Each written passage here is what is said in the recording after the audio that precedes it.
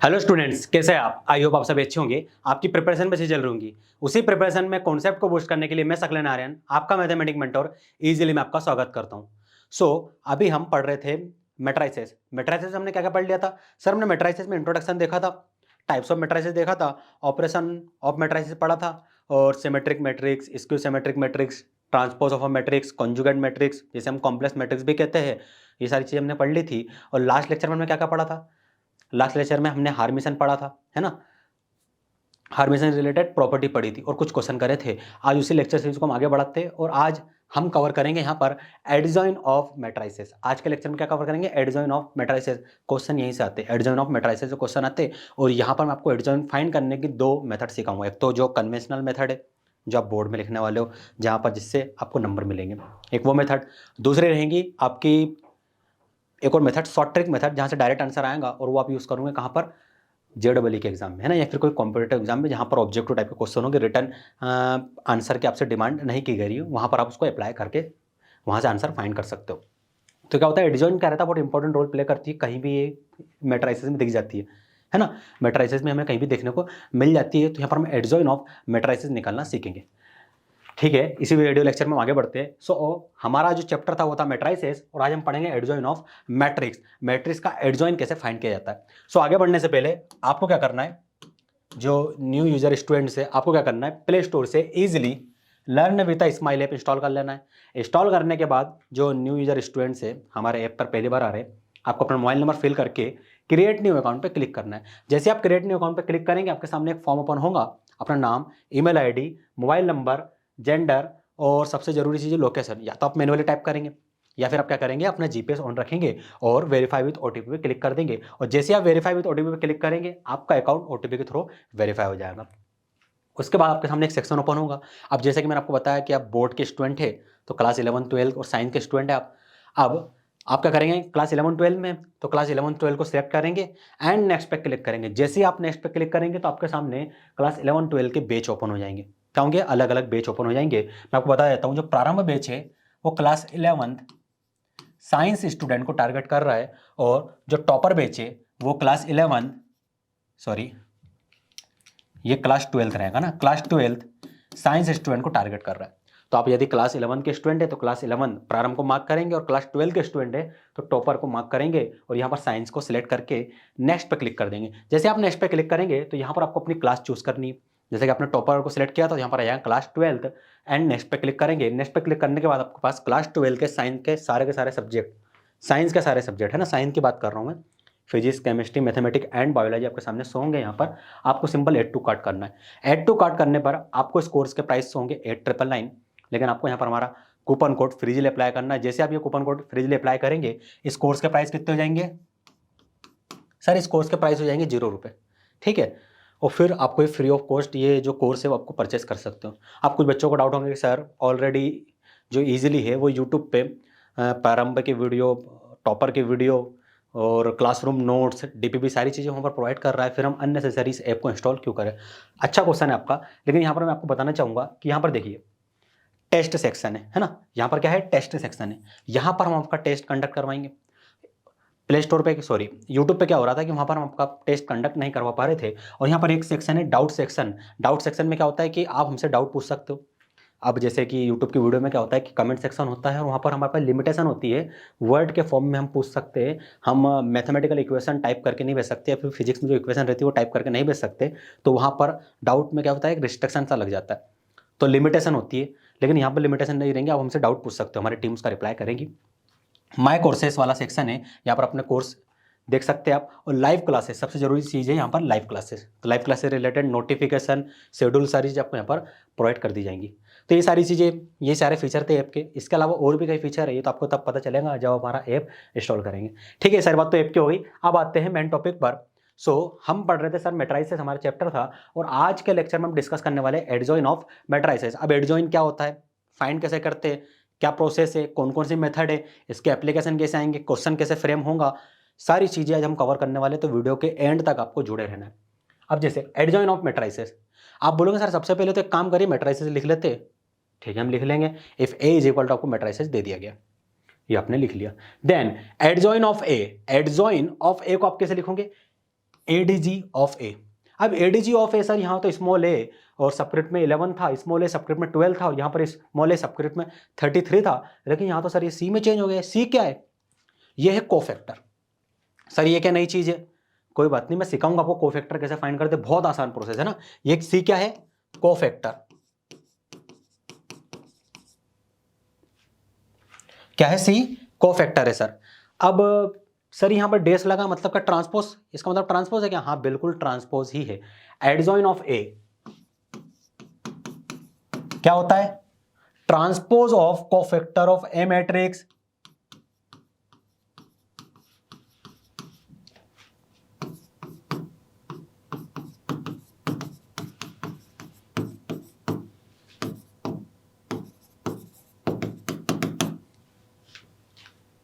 या फिर आप बोल सकते हैं मैट्रिक्स है।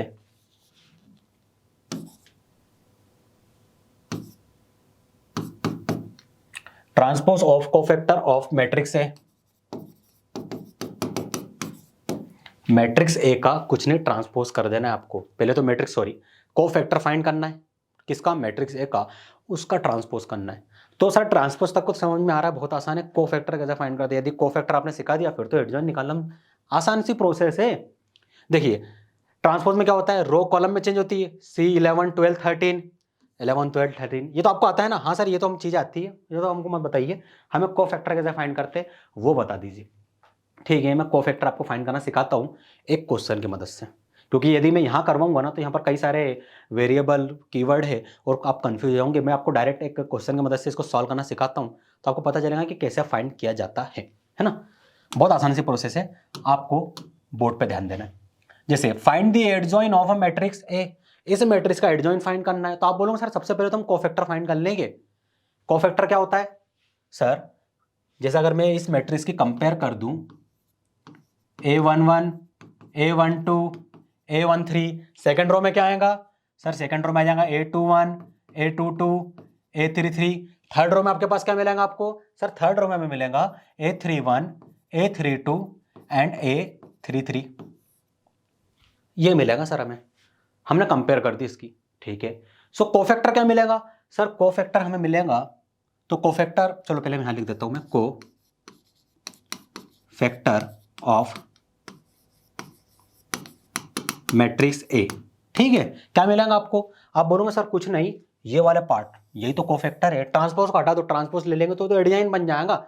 सिर्फ ये वाला पार्ट हमारा कोफैक्टर है, इसे यहां लिख दीजिए। देखो मैं आपको एक एक चीज बहुत बेसिक से समझाने की कोशिश कर रहा हूं ना। क्या आएगा? आप बोलोगे सर C11 C12, ये कुछ ज्यादा ही बड़ा मैट्रिक्स बन गया है ना, अननेसेसरी जगह घेरेगा।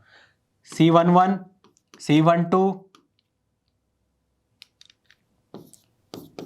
C13 C21 C22 C23 C31 C32 C33, ये बन गया।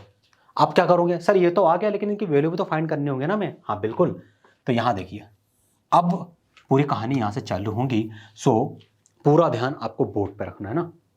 कैसे फाइंड करते हैं मैं आपको सिखाऊंगा प्रोसेस। आपको कोफैक्टर फाइंड करना है, किसका? A11 का। अरे A11 का कोफैक्टर तो C11 है, कैसे फाइंड करोगे सर? A11 का है, ये रहा। इसकी रो को इसके कॉलम को डिलीट कर दो, क्या मिला आपको सर? ये वैल्यू हमें मिली, ये वैल्यू मिली ना आपको? हाँ सर, इसको डिटर्मिनेंट के फॉर्म में यहां लिख दो 5 0 4 3। लिखा कि नहीं लिखा? हाँ सर ये हमने लिख दिया। सर अगर A12 का कोफैक्टर फाइंड करना है वो तो C12 होगा, मतलब यहां आएगा। A12 को कंपेयर करेंगे, यहां यदि मैं इससे कंपेयर करूं तो A12 किसके इक्वल होगा? आप बोलोगे सर फर्स्ट रो का सेकंड एलिमेंट A12 है, तो फर्स्ट रो का सेकंड एलिमेंट ये रहा। तो जो बचे रहे 0 2 0 3 ये आएंगे क्या? हाँ बिल्कुल ये आएंगे। अब तो आपने पैटर्न पकड़ लिया होगा। पैटर्न क्या है सर? किस तरीके से इसको सॉल्व करना है। यहीं तक कट करना था, ठीक है, ये हो गया। अब बोलूंगा मैं आपको A13 का कोफैक्टर फाइंड करो, तो आप बोलोगे सर C13 आएगा, और A13 कहां पर है? First row third column, first row third column. क्या बचा? 0524, लिख दीजिए इसको यहां पर 0524। अब क्या करेंगे सर, अब हम क्या करेंगे, सेम पैटर्न को अपनाते जाएंगे। अब तो कर सकते हो ना, हाँ सर कर सकते हैं, यही मेथड लगानी है, हाँ बिल्कुल यही लगानी है। A21 सर 21 मतलब second row first column, second row ये रही, फर्स्ट कॉलम ये रहा, तो जो एलिमेंट कट गए उन्हें हटा दीजिए, जो बच रहे 2 3 4 3, तो 2 3 4 3 यहां पर आ जाएगा। समझ में आया ना कैसे निकालते हैं? हाँ सर ये तो हमें आ गया, आसान सी प्रोसेस सी लग रही है, कुछ आसान सा ही है ये भी, है ना। A22 second row second column, तो सेकेंड रो ये रही, सेकेंड कॉलम ये रहा, बचे क्या 1 3 2 3, लिख दीजिए 1 3 2 3, ये आ गया आपके पास। Third row third column, sorry यहां पर सेकेंड रो थर्ड कॉलम आएगा, मैंने गलत लिख दिया था, इसको आप करेक्ट कर लेना ना, क्योंकि 2 3 आएगा वहां पर। तो सेकंड रो थर्ड कॉलम, तो क्या बोलोगे आप सर, सेकंड रो ये रही, थर्ड कॉलम ये रहा, जो एलिमेंट बचे 1 2 2 4 उसको यहां लिख लेंगे, ये हमने लिख दिया। अब क्या करोगे आप बोलोगे sir third row first column, third row ये रही, फर्स्ट कॉलम ये रहा, जो एलिमेंट बचे उसे लिख लीजिए 2 3 5 0, तो यहां पर आ जाएगा 2 3 5 0, ये आपके पास आ गया। ऐसे आपको और भी एलिमेंट जितने भी है ना लिखते जाना। देखो मैं आपको बेसिक से इसलिए एक एक चीजें बता रहा हूं ताकि यहां इसे समझने में गलती ना हो, क्योंकि आगे मैं डायरेक्ट करूंगा फिर, अभी इसलिए आपको मैं डिटेल में बता रहा हूँ, बाद में डायरेक्ट करूंगा फिर आप बोलोगे सर कैसे लिख दिया, इसलिए आपको पता होना चाहिए। अभी कोफैक्टर नहीं आया, अभी तो फर्स्ट स्टेप है, अगर सोच रहे हो कोफैक्टर आ गया, नहीं भैया अभी आप गलती कर रहे हो, अभी एक और इसमें प्रोसेस लगाना बाकी रह गई है, तो फर्स्ट प्रोसेस है। A32 मतलब sir third row second column 1 0 3 0,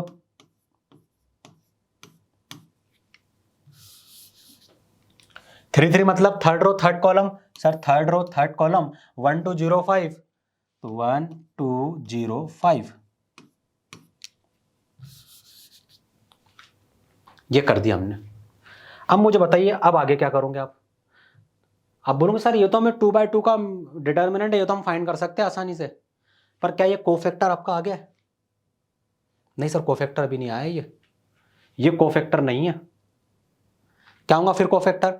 पूरा ध्यान यहां देना, कोफैक्टर क्या होगा, यहां फर्स्ट रो का फर्स्ट एलिमेंट क्या लिखोगे, प्लस साइन। सर यहां प्लस आएगा तो सेकंड में माइनस आएगा क्या? हाँ बिल्कुल माइनस आएगा। फिर थर्ड में तो हम बता सकते प्लस आएगा, ठीक है ये हो गया ना। हाँ सर ये हो गया। देखो plus minus plus minus plus minus इस तरीके से अल्टरनेटिव चलते रहना चाहिए। फर्स्ट रो बना ली, सर बाकी में कैसे करेंगे? बहुत आसान है, यहाँ प्लस है ना, यहाँ पर क्या आएगा माइनस, और यहाँ पर क्या आएगा प्लस। यहाँ माइनस है तो अब यहाँ पर क्या लिखूं मैं सर प्लस, और यहाँ पर आगे सर माइनस, यहाँ प्लस है तो यहाँ क्या लिखूं माइनस, और यहाँ पर प्लस। अरे इसका मतलब ये नहीं इनको ऐड करना, नहीं, यहाँ पर जो वैल्यू आएंगे उसके साथ ये साइन आएगा। कोई बात नहीं, मैं करवाने वाला हूं ना, तो ज्यादा कंफ्यूजन क्रिएट नहीं करना, मैं करवा रहा हूं।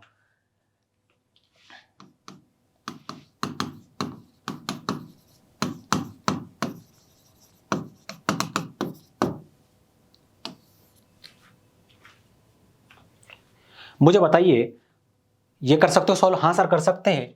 5 × 3 कितना हो जाएगा 15, 15 माइनस 0, 4 × 0 0 होगा ना, 15 माइनस 0 कितना हो जाएगा सर 15 ही हो जाएगा, और इसके साथ प्लस साइन था तो यहां पर प्लस साइन लिखने की जरूरत नहीं है।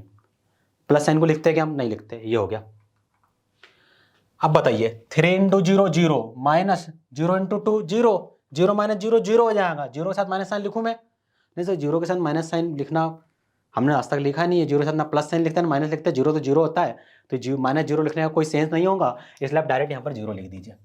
ठीक है मैंने लिख दिया। 4 × 0 क्या मिलेगा सर 0 मिल जाएगा, माइनस 2 × 5 क्या मिलेगा -10, -10 इंटू प्लस क्या मिलेगा सर -10, तो यहां पर आ जाएगा -10।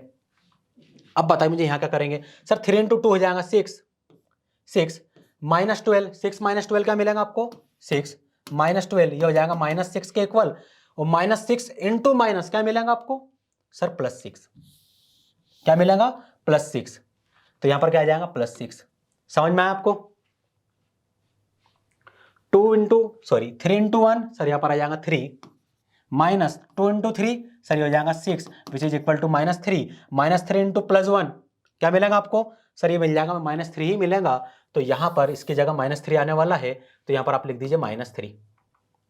अब यहाँ बताइए 4 × 1 सर ये हो जाएगा 4, माइनस 2 × 2 सर ये हो जाएगा 4। ये दोनों आपस में कैंसिल हुए, इसके बाहर साइन क्या था माइनस का, तो -0 मिला, जिसे हम 0 लिख सकते। तो यहाँ क्या लिखूंगा मैं 0। समझ में आ रहा है ना कोफैक्टर कैसे फाइंड करते हैं? आसान सी मेथड है। एक और आसान मेथड बताऊंगा, बोर्ड में तो आपको इसको फॉलो करना है। एक और आसान मेथड है जहां पर आप कॉम्पिटेटिव एग्जाम में यदि क्वेश्चन आ जाता है तो उसके साथ कैसे डील करेंगे ये आपको पता होना चाहिए। 2 × 0 क्या मिलेगा सर 0 मिल जाएगा, माइनस 5 × 3 क्या मिलेगा सर 15, और बाहर साइन क्या है सर प्लस का, लगा दीजिए प्लस। क्या मिला प्लस ऑफ -15, क्या मिलेगा सर -15 मिलेगा।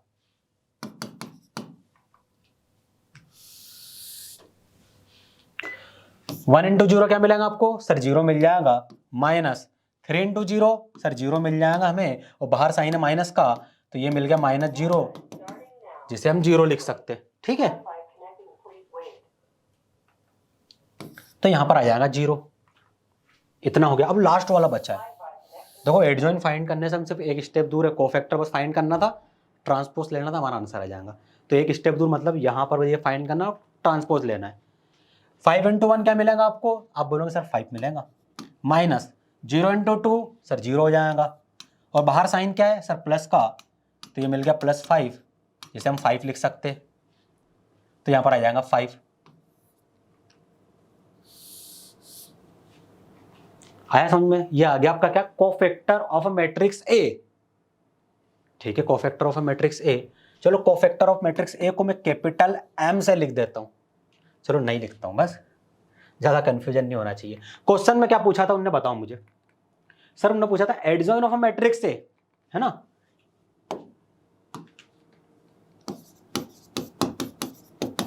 ये क्या होता है सर, जो कोफैक्टर ऑफ मैट्रिक्स ए रहेगा उसका ट्रांसपोज ले लेना, मतलब इसका ट्रांसपोज ले लेना है।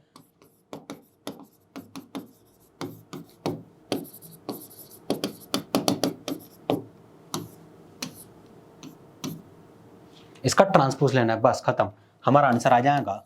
ट्रांसपोज तो लेते आता ही है आपको। बताओ ट्रांसपोज में हम क्या करते हैं, सोच के बताओ। सर ट्रांसपोज में हम क्या करते हैं, रो को कॉलम में चेंज कर देते हैं। सो फर्स्ट रो है 15 0 -10, तो ये जाएगा 15 0 -10, ये बन गई कॉलम 1। सेकंड रो है 6 -3 0, ये बन जाएगा 6 -3 0। थर्ड रो है -15 0 5, तो यहाँ पर आ जाएगा -15 0 5।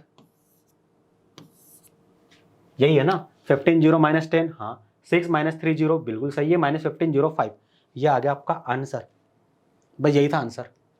और सेम आंसर हम क्या करेंगे, एक ट्रिक बताऊंगा आपको, उसकी मदद से फाइंड करने की कोशिश करेंगे। ये तो आपको बोर्ड में यदि आ जाता है ना, तो इस तरीके से आपको पूरा डिटेल में इसको लिखना है ना। तो क्या था कोफैक्टर में सर, बहुत आसान था, यारी प्रोसेस थी, प्लस माइनस साइन वाला जो रोल था वो आपने समझा दिया, बस ये फाइंड करना था। एडजॉइन फाइंड करने के लिए कोफैक्टर जो हम निकालते उसका ट्रांसपोज ले लेना था, बस और कुछ नहीं, इतना ही था हमारे पास। ठीक है, इतना हो गया। अब आगे बढ़ते, शॉर्टकट फॉर एडजॉइन। एडजॉइन को फाइंड करने की एक शॉर्टकट है, शॉर्टकट मेथड है, डायरेक्ट भी यहाँ से आंसर निकाला जा सकता है। कैसे निकालेंगे मैं आपको बताता हूँ, है ना। देखिए सेम क्वेश्चन पिछले वाला ही है। This method applicable only for third order square matrix. Third order square matrix का यदि एडजॉइन फाइंड करने के लिए बोला गया तो ही एप्लीकेबल होंगे भाई। सेकंड ऑर्डर मतलब 2/2, फोर्थ ऑर्डर 4/4, फिफ्थ ऑर्डर 5/5, और जितने भी ऑर्डर है उनमें एप्लीकेबल नहीं होंगे, सिर्फ 3/3 में एप्लीकेबल होंगे। ठीक है ना। अब क्वेश्चन वही है, देखो वही वाला मैट्रिक्स है, यही मैट्रिक्स था, ये यहाँ पर दे दिया गया। इसी को हम फाइंड करेंगे तो हमको पता चलेगा ना कि भाई हमारा जो आंसर है वो सही है या नहीं है, चेक कर लेते। तो आप क्या करोगे, स्टेप 1 में क्या करोगे, write down the 3 row of A. आपको सबसे पहले 3 रो ऑफ ए लिख लेना है, first row, second row, third row, ये आपने लिख ली यहाँ पर, ये तीनों की तीनों रो को आपने यहाँ पर लिख लिया। फिर आगे क्या करना है, and re right first 2 row. First 2 रो कौन सी, ये वाली, इनको फिर से उठा के यहाँ पेस्ट कर दो, लिख दो। हाँ सर हमने ये भी कर दिया, ये हो गया। अब क्या करना है, आसान सी प्रोसेस है ना। हाँ सर तीनों रो को लिखना था, हमने यहाँ तक लिख दिया, फिर फर्स्ट की 2 रो को फिर से लिखा नीचे। हाँ सर इतना कर लिया। अगले स्टेप देखिए, आफ्टर स्टेप 1 री right first 2 column. First 2 column, तो इसके जो फर्स्ट 2 कॉलम है उसको आप क्या करोगे, ये जो फर्स्ट 2 कॉलम थे, एक मिनट, अब स्टेप 1 देखो, स्टेप 1 समझ में हाँ सर आ गई, पहले 3 रो लिखना है, हाँ लिख लेना है, फिर जो ये 2 रो थी फर्स्ट की उन 2 को नीचे लिख देना है, इसके जस्ट नीचे हमने लिख दिया। अब क्या करना है, अब क्या करोगे आप, जो फर्स्ट 2 कॉलम है इसे यहां शिफ्ट करके लिख दो। देखो उन्होंने वही किया है। इतना समझ में आया आपको? हाँ सर इतना समझ में आ गया, बस इतना बन गया ना? हाँ सर इतना बन गया है। फिर आपको क्या करना है, 1 2 3 1 2 3 1 2 यहां लिखो, 0 2 1, एक्चुअली स्पेस कम पड़ रहा है हमारे पास, यहां लिख देता हूं मैं 1 2 3 1 2 1 2 3 1 2, ये हो गया। 0 2 1 0 2 1 0, ये हो गया। 2 के नीचे क्या है, 5 4, तो 5 4 2 5, अरे कुछ नहीं, स्पेस, इसको थोड़ा स्पेस के साथ लिख रहे हैं हम बस, है ना? पहले क्या कंपाइल फॉर्म में था, अब कुछ बीच में स्पेस रख दिया, बताऊंगा क्यों, है ना? क्यों हम स्पेस करने वाले इनके बीच में। 3 के बाद क्या है सर, 0 है, 3 है, 3 है और फिर 0 है। फिर आपके पास क्या 1 के बाद क्या है, 0 2 1 0, लास्ट वाली कॉलम के साथ क्या है 5 4 2 5, ये आपने लिख दिया। अब देखिए आपको क्या करना है, इसे ऐसा कट कर दीजिए,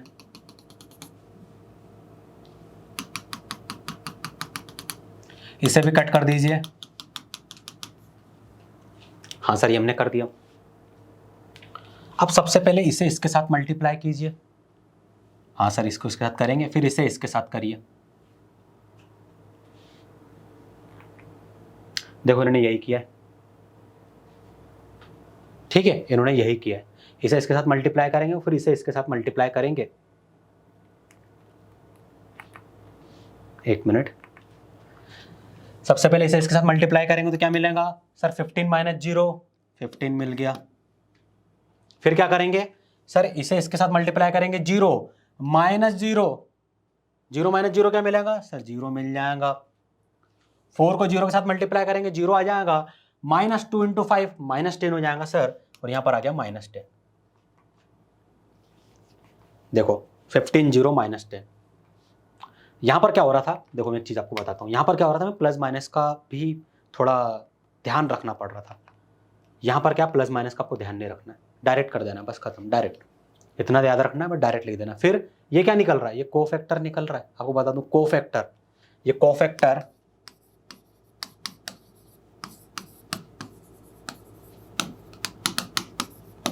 मैट्रिक्स ए का कोफैक्टर है बेटा, इसका ट्रांसपोज करेंगे तब एडजॉइन ऑफ ए फाइंड कर पाएंगे हम, तो ये कोफैक्टर है। फिर 4 इंटू 3 क्या हो जाएगा सर, 12, 12 माइनस 6 सर 6 हो जाएगा। 3 इंटू 1 सर 3, 3 माइनस 6 सर ये माइनस 3 हो जाएगा। 2 इंटू 2 4, 4 माइनस 4 सर 0 हो जाएगा। 0 इंटू 2 0 हो जाएगा, माइनस 15, 0 माइनस 15 क्या हो जाएगा सर, माइनस 15। 0 इंटू 3 सर 0 हो जाएगा, 0 इंटू 1 सर 0 हो जाएगा, 0 माइनस 0 सर 0 हो जाएगा। अरे ये तो आता है ना, ये हम कर चुके, जो पहले था, बस लिखने का तरीका बदल गया। इसको इसके साथ मल्टीप्लाई करना है, 5 आ जाएगा, माइनस 0 इंटू 2, 5 माइनस 0 इंटू 2, तो 5 माइनस 0 इंटू 2 क्या हो जाएगा, 0, 5 minus 0 5, cofactor of matrix A, ये आपके पास आ गया। अब क्या करोगे सर, इसका ट्रांसपोज ले लेंगे ना, यदि हम इसका ट्रांसपोज ले लेंगे तो हमें एडजॉइन ऑफ जो हमारा मैट्रिक्स ए था वो हम फाइंड कर सकते हैं। चलो भैया ले लेते हैं ट्रांसपोज। एडजॉइन ऑफ ए क्या होता है, transpose of cofactor of matrix A, matrix A के कोफैक्टर का ट्रांसपोज लेना है बस। मैट्रिक्स ए का कोफैक्टर फाइंड किया, हाँ सर ये किया था हमने, इसका ट्रांसपोज लेंगे तो सर रो 1 कॉलम 1 में बदल जाएंगी, 15 0 माइनस 10 रो 1 थे, तो यहाँ पर आ जाएगा 15 0 माइनस 10, ये कॉलम 1 बन जाएगा। फिर क्या करोगे आप सर, रो 2 का कॉलम 2 में चेंज कर देंगे तो 6 माइनस 3 0, यहाँ पर आ जाएगा 6 माइनस 3 0। थर्ड वाले में क्या होगा, माइनस 15 0 5, सो माइनस 15 0 5, ये आपका आंसर है। देखो चेक करो, उन्होंने भी आंसर दिया, adjoin of A 15 6 minus 15 15 6 minus 15 0 minus 3 0 0 minus 3 0, last वाली रो क्या आपके पास -10 0 5 एंड यहाँ पर भी हमारे पास -10 0 5 मिली। ठीक है, उन्होंने इसको आगे और सॉल्व किया था, ये वाली प्रोसेस जो थी वो मैंने आपको यहाँ पर समझा दिया। ठीक है, आपको समझ में आया? ये थी शॉर्ट मेथड जो आपको कॉम्पिटिटिव एग्जाम जैसे JEE हो गया है ना, इसमें CUET हो गया, और भी कई एग्जाम होते हैं JEE के लेवल के, आप उसमें अगर 3x3 मैट्रिक्स का एडजॉइन या तो पूछा गया या फिर उसका एप्लीकेशन यूज हो रहा है तो आपको इस तरीके से सॉल्व करना है। आई होप एडजॉइन फाइंड करने की मैंने आपको 2 मेथड बताई, आपको समझ में आ गई होंगी। जो आपको फॉलो करना है आप उसे फॉलो करिए, आंसर आना चाहिए भैया बस, है ना। अब मुझसे शिकायत मत करना कि सर हमारा आंसर नहीं आ रहा, दोनों मेथड आपको बता दी मैं ना। ठीक है, हम आगे बढ़ते, आप प्रैक्टिस करिए, और जो भी इसमें डाउट है आप मुझसे कमेंट सेक्शन में बिना किसी झिझक के पूछ लिया करो, है ना। हमारी टीम उसका रिप्लाई करेगी और मैं भी रिप्लाई करूंगा। आगे बढ़ते, अब यहाँ पर कुछ प्रॉपर्टी है, प्रॉपर्टी ऑफ एडजॉइन मैट्रिक्स। अब मैट्रिक्स जो एडजॉइन हम फाइंड करते हैं किसी मैट्रिक्स का, उसकी कुछ प्रॉपर्टी है, उसको जल्दी से हम पढ़ लेते हैं, है ना। यहाँ देखिए क्या बोला गया, यहाँ बोला गया है if A be a square matrix of order N, एक ए जो है वो square matrix of order N का है ना, मतलब एक मैट्रिक्स ए है जो कि स्क्वायर मैट्रिक्स है। ठीक है सर, उसका ऑर्डर क्या है, एन है। देन यदि आप एडजॉइन ऑफ ए फाइंड करते हो और उसको फिर से ए मैट्रिक्स साथ मल्टीप्लाई कर देते हो, ठीक है सर हमने कर दिया, या फिर आप एडजॉइन ऑफ ए को ए मैट्रिक्स साथ मल्टीप्लाई करते हो, देखो अरेंज कर दिया, पहले इन दोनों का आपस में मल्टीप्लाई करा, फिर इन दोनों का आपस में मल्टीप्लाई करा, किसके इक्वल आएगा, determinant of A into identity matrix of order 3 के इक्वल आएगा। यदि आप कोई आपसे पूछ लेता है कि एडजॉइन ऑफ ए को यदि ए मैट्रिक्स साथ मल्टीप्लाई में कर रहा हूं तो मुझे क्या मिलेगा, तो आप बोलोगे sir order of identity matrix, मतलब determinant of A matrix into identity matrix मिलेगा सर हमें। आप डायरेक्ट आंसर दे सकते हो, उस ए मैट्रिक्स का डिटरमिनेंट निकालो, आइडेंटिटी मैट्रिक्स से मल्टीप्लाई कर दो, फाइनल आंसर आ गया आपके पास। तो ये आपको इंपॉर्टेंट प्रॉपर्टी है, ये आपको अप्लाई करनी है। आगे बढ़ते हैं, अभी जो प्रॉपर्टी 1 थी उसकी कुछ और सब प्रॉपर्टीज है। Reduction of property 1, reduction if A be a square singular matrix, singular matrix क्या होता है, यदि सर ए मैट्रिक्स की बात हो रही है और यदि वो सिंगुलर है तो determinant of A is equal to 0 होगा, ऑफ ऑर्डर एन, इसका ऑर्डर एन है, then A into adjoint of A. देखो सिंगुलर मैट्रिक्स, वापस पीछे जो वहां पढ़ने की जरूरत ही नहीं, एक लाइन पढ़ी ना बस हमारा काम हो गया। If A be I square singular matrix, singular matrix मतलब डिटर्मिनेंट 0 के इक्वल है। अगर डिटर्मिनेंट 0 के इक्वल है तो यहां पर ये डिटर्मिनेंट की वैल्यू हो जाएंगी 0, 0 इंटू आइडेंटिटी मैट्रिक्स क्या मिलेगा आपको, सर 0 मिल जाएगा। देखो वही चीज यहाँ लिखी हुई है, आई आपको समझ में, ये वाली प्रॉपर्टी याद करने की जरूरत ही नहीं है, यहीं से सॉल्व हो जाएगा ये तो। आया समझ में, ये वाली प्रॉपर्टी याद नहीं करनी, पहले वाली प्रॉपर्टी से हमारा काम बन जाएगा। सिंस सिंगुलर मैट्रिक्स ए मतलब determinant of A is equal to 0 आपको गिवन है।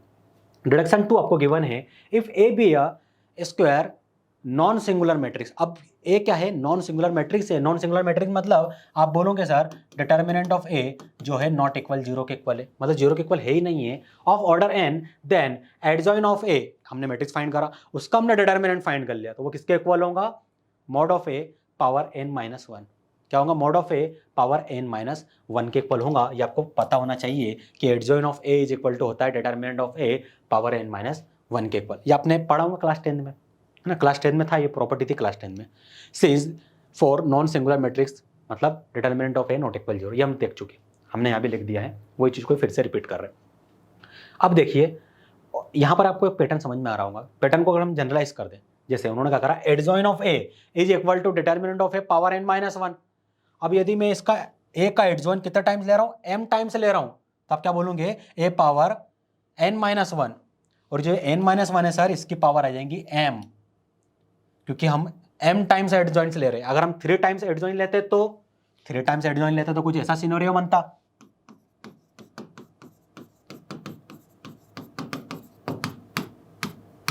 ये वाला सिनेरियो बनता, ये वाला सिनेरियो बनता, तो आप क्या बोलते सर, ये वाला अगर सिनेरियो बनता तो यहां पर क्या होता है, ये आया था determinant of A power n माइनस 1, determinant of A power n माइनस 1, लेकिन जो पावर n माइनस 1 है, अगर यार हम फॉर्मूला देखें तो ये तो ए के टाइम्स एडजॉइन लिया जा रहा था, उसके लिए था, लेकिन यहां तो हम 3 टाइम्स ले रहे हैं, तो पावर क्या आ जाएंगी, पावर की भी पावर आ जाएंगी 3, क्योंकि ये हमने क्या करा, इसको जनरलाइज वाले फॉर्मूले से कंपेयर किया। m टाइम्स था तो पावर m आ गई, n टाइम्स रहेगा तो पावर n आ जाएंगे, 3 टाइम्स रहेगा तो पावर 3 टाइम्स आ जाएंगी। तो आपको पता होना चाहिए ये वाला और ये दोनों, ठीक है ना। आगे बढ़ते हैं हम, प्रॉपर्टी 2, अब आपके पास सेकंड एक और प्रॉपर्टी है, इसमें बोला गया है if A and B are square matrix, A और बी क्या है, एक स्क्वायर मैट्रिक्स है ऑफ ऑर्डर एन, एक एन ऑर्डर के स्क्वायर मैट्रिक्स है, then adjoint of A B, मतलब ए बी मैट्रिक्स का पहले मल्टीप्लिकेशन आप फाइंड कर रहे हो, मल्टीप्लिकेशन कर रहे हो, क्या मिलेगा आपको सर, एक नया मैट्रिक्स मिलेगा, फिर उस मैट्रिक्स का हम एडजॉइन फाइंड करेंगे तो हमें जो वैल्यू मिलेगी वो यहाँ आ जाएंगी। तो या तो ये फाइंड कर लो, या फिर एडजॉइन ऑफ बी फाइंड करो, एडजॉइन ऑफ ए फाइंड करो, दोनों को मल्टीप्लाई कर दो, वो आंसर भी इसके इक्वल ही होगा। क्या होगा, वो आंसर भी इसके इक्वल ही होगा। आगे बढ़ते, थर्ड प्रॉपर्टी आपके पास है if A is a square matrix of order N. ठीक है, ए हमारे पास स्क्वायर मैट्रिक्स है जो कि ऑर्डर एन का है।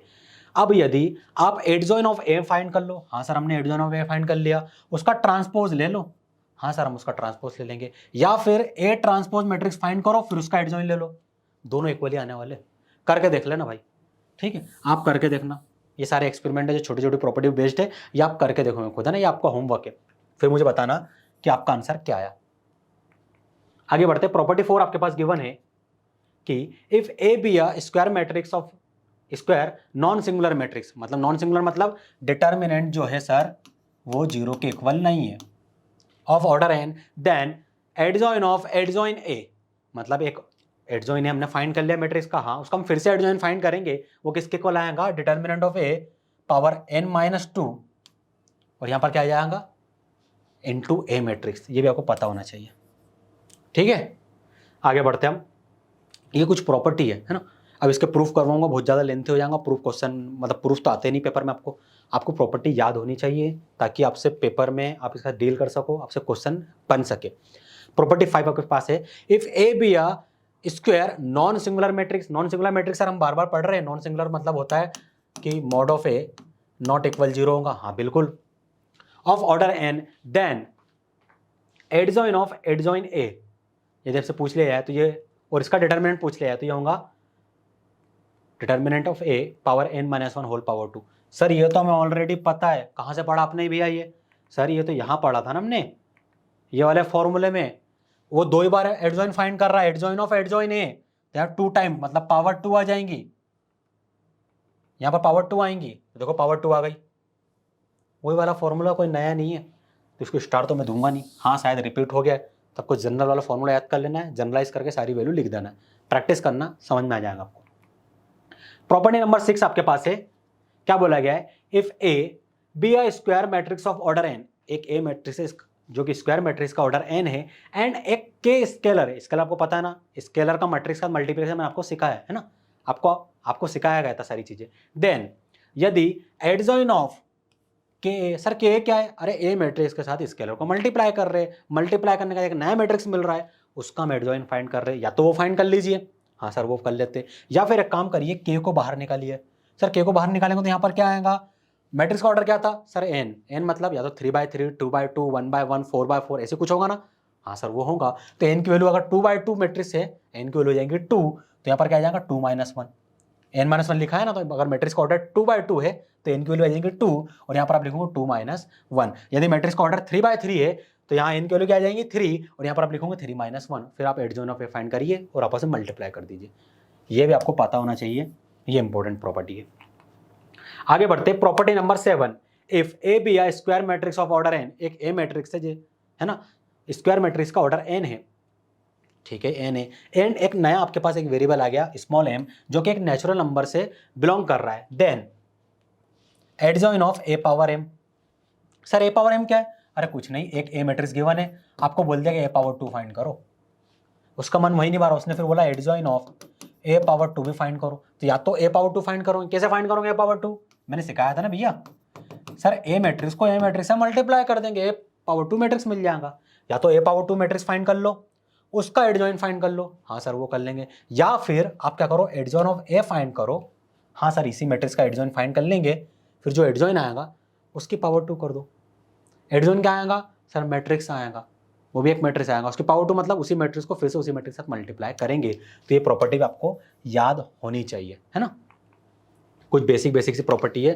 क्वेश्चन पेपर में कई बार डायरेक्ट पूछ लिया थी, तो आपको याद होनी चाहिए, इसके एप्लीकेशन भी क्वेश्चन में गिवन है, और डीपीपी जो मैं प्रॉब्लम आपको देने वाला हूँ ना, इससे रिलेटेड है, उन प्रॉब्लम को सॉल्व करिए तो आपको पता चलेगा कि प्रॉपर्टी एक्चुअली अप्लाई कैसे करनी है ना। प्रॉपर्टी नंबर 8 आपके पास है, if A and B two square matrix, A and B क्या है, दो स्क्वायर, सॉरी ए और बी क्या है, हाँ ए और बी दो स्क्वायर मैट्रिक्स, एक्चुअली मैं वन बोलने वाला था, दो अलग अलग मैट्रिक्स है ए और बी, और दोनों स्क्वायर मैट्रिक्स है of order N such that B is adjoint of A, B क्या है, एडजॉइन ऑफ ए, लिख लो एडजॉइन ऑफ ए, या तो पूरा लिखो या फिर ए डी जी ऑफ ए। आलसी लोग है ना भाई, मैथमेटिशियन आलसी होते हैं तो वो आलसी कहीं नहीं छोड़ते, वो A D G of A लिख देंगे।